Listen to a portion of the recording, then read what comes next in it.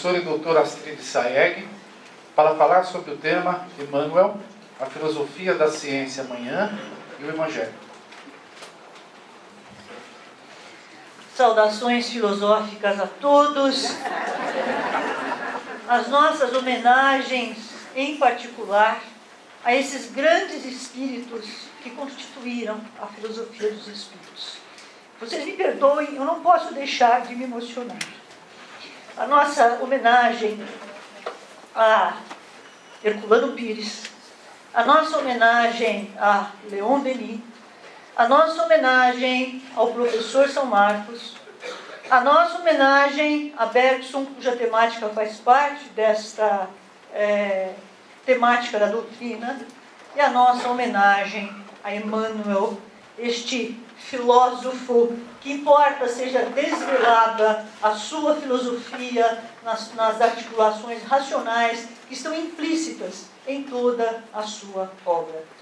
Que a nossa vibração amorosa chegue a todos, no externar da nossa admiração, da nossa gratidão, e ao mesmo tempo eu me permito, como disse o professor Franklin ontem, ser uma repetidora, não é, desses grandes filósofos. Nessa época, na Idade Média, houve uma tentativa por parte dos padres de trazer o cristianismo à luz da filosofia para que ele fosse resgatado na sua autoridade. Então, muitas foram as tentativas dos padres, daí esta denominada filosofia patrística, de conciliar a fé cristã com a razão. E eis que surge, na época, Basílio, na região da Capadócia, que era de uma família assim, muito abastada, mas ele escolheu o sacerdócio, tornou-se bispo, renunciou a tudo e passou a lecionar filosofia e passou a escrever obras de um valor inestimável, as quais eu convido todos a lerem. Uma das obras, eu tive a oportunidade de dar uma olhada ontem, que muito me emocionou. Ele fala que quem ama a Deus, que quem ama, diz ele, o Espírito Santo, em verdade ama o Espírito da verdade. E quem ama o Espírito da verdade, ama a natureza. Isso no século IV, vejam como o pensamento já vinha se constituindo, não é? Os princípios da doutrina espírita. Então, hoje nós vamos tentar uma abordagem, logicamente, singela. Emmanuel, que nos perdoe, mas é uma tentativa de uma interpretação, no sentido de nós trazermos a filosofia, particularmente na obra de Emmanuel, para o Evangelho, particularmente no que se refere às parábolas. Nós sabemos que a filosofia espírita é a filosofia do Evangelho. Toda a sua temática é conceitual e é uma forma racional de fundamentar e autorizar a fé no sentido religioso. Portanto, que relação teria a filosofia, a ciência e o Evangelho? Por que não só ciência? Por que não só filosofia? Por que não só Evangelho? Importa nós resgatarmos esta trindade, digamos assim, e perceber a unidade doutrinária, a unidade deste corpo doutrinário, a unidade da estrutura do conhecimento espírita, para que possamos entender, por nossa vez, a estrutura da educação do espírito, como foi abordado ontem nos workshops. Efetivamente,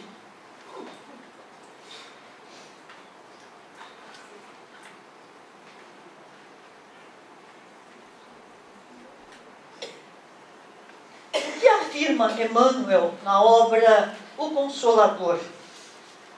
Logo no início, ele nos afirma o seguinte: a filosofia constitui, de fato, a súmula das atividades evolutivas do espírito encarnado na Terra.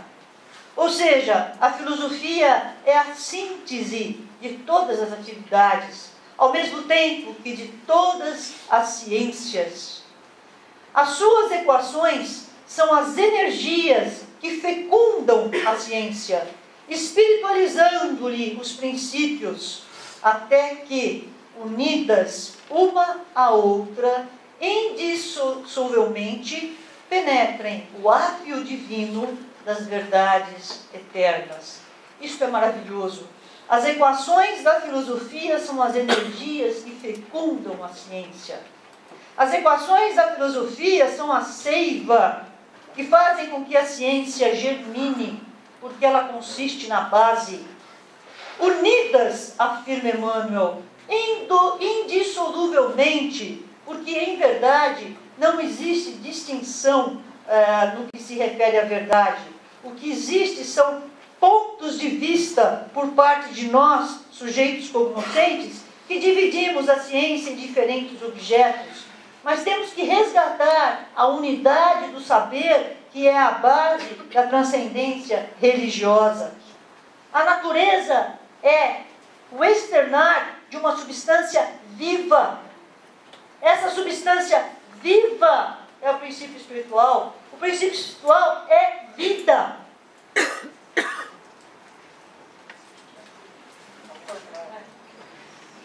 Seus enigmas profundos são os mais nobres apelos à realidade espiritual e ao exame das fontes divinas da existência. Veja, seus enigmas profundos são um apelo à realidade espiritual. Porque quando se trata de surgimento de vida, o significado ainda é outro. Em verdade, a ciência é que há de permitir, quando fundada também na intuição, de entendermos o grande enigma do universo, que é a presença do Espírito Divino, que na verdade tudo gera, multiplica e ao mesmo tempo tudo nele permanece. Tudo nele permanece porque tudo que é espiritual é imanente. Tudo que é gerado, tudo que é multiplicado, permanece no seu próprio ser. Daí a sua imanência na natureza, como sendo a fonte geradora dos seres, ao mesmo tempo a fonte continuamente criadora, incessantemente criadora, gerando, transformando as formas, para que haja harmonia na natureza, para que haja evolução, para que surjam sempre novas formas. Portanto, a biologia, que tem por objeto os seres vivos, se fundada no princípio espiritual, ela há de ser mais autêntica, porque há de explicar esta substância espiritual, que é vida, que é dinamismo. Essa vitalidade não pode advir de uma matéria inerte, essa matéria que é toda homogênea, a matéria que é sempre a mesma, mas há de haver um princípio inerente. Esse princípio imanente, ele é uma qualidade. E a vida é o suscitar dessa qualidade espiritual que surge aos nossos olhos, que brota da semente da terra e que nós percebemos pelo nosso olhar sensível. Mas que agora, a partir de uma filosofia mais intuitiva, que possamos enxergar com o olhar do espírito, com a visão interior. Portanto, nós temos necessariamente que começar pelo dualismo, como afirmou o Davi na sua linda palestra hoje. O erro da humanidade é considerar o monismo. Até se admite a alma, mas a alma e matéria é a mesma coisa. A alma é consequência do sistema nervoso. Não, é dualismo por quê? Porque são duas substâncias de naturezas diferentes, de qualidades diferentes. Coexistem no mesmo ser, não estão separadas em nenhum momento, mas são de naturezas diferentes. Por que separar? A primeira diferença de natureza, e a mais importante, é que espírito é o agente. Espírito é o ser determinante. O espírito, com E maiúsculo ou minúsculo? Não. Com E minúsculo, porque é o princípio espiritual. Esse princípio espiritual, ele está em estados diversos, mas existe uma essência imutável. Imutável quanto aos seus atributos, imutável porque é o ser enquanto ser. Aquele que é, que sempre foi, que sempre será, e dada a sua natureza divina, absoluta e criadora, ele gera incessantemente a natureza. Portanto, temos que buscar mais uma vez a unidade substancial do universo se queremos entender a diversidade. Portanto, por mais que a doutrina espírita nos ensina, vamos partir do efeito para a causa. Este é um axioma científico. Ao mesmo tempo, a metafísica espírita nos ensina partirmos da causa, Deus, os princípios, como o livro dos Espíritos, para depois entendermos o efeito. Então, afirma Emmanuel, o espírito é o estado positivo, a matéria é o estado negativo. Por quê? Porque espírito, com E minúsculo, é atividade, é vida, é inteligência, é... Astrid, o que pode-se dizer dos clones? Dentro do contexto da origem, poderá o homem criar um ser pensante, um ser como o humano? Não tem como. Não tem como o homem criar um ser humano. Porque ele pode, através de reprodução de células, reproduzir formas. Mas a inteligência é tão somente oriunda do absoluto de Deus. Isso não existe. Não saberia exaltar aqui esse processo de clonar. Mas a inteligência, ela tem como fonte suprema a origem divina, não tem como se admitir isso. O que é transcender? Transcender, essa palavra eu gosto muito e não emprego outra por falta de sinônimo. Transcender é ir além, ir além. Mas no sentido espiritual, esse transcender é ir além da nossa condição natural. É ir além da nossa condição humana. É ir além da nossa condição de seres materiais. É ir além da nossa percepção das coisas materiais para buscarmos a percepção moral, que em verdade é a única que nos alimenta, o espírito, e permanece em nós.